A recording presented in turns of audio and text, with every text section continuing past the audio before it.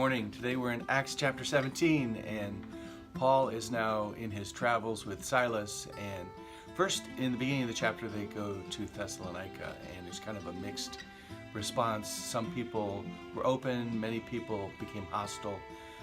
But what I want us to see is Paul's love for his own people. Romans chapter 9 talks about how he wishes he was cut off for the sake of his people, that they might receive salvation. And Paul will begin his outreach in each city by going first into the synagogue and trying to reach his brothers that are Jewish, which is interesting because he knows his call is to the Gentiles, but he still has a heart for his own people. As I think about us, God may call us to reach out to a certain group of people, but we still care about our family. We still care about the people that are close to us. And Paul did as well. But picking up then in Acts, I got to bring it up, Acts chapter 17, verse 10, here's what it says.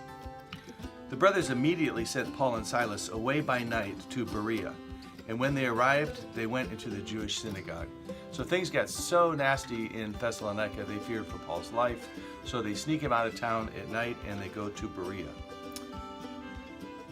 And they arrived into the Jewish synagogue. Now these Jews were more noble than those in Thessalonica. They received the word with all eagerness, examining the scriptures daily to see if these things were so.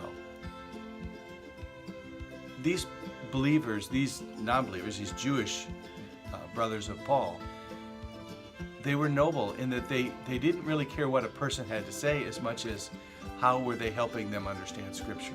And they used the lens of Scripture to better understand their own tradition instead of using tradition to understand the Scriptures. Often the way we are raised and the teaching we are given is not complete.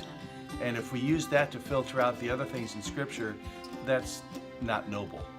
The Bereans were students of Scripture, and that's what helps them come to faith.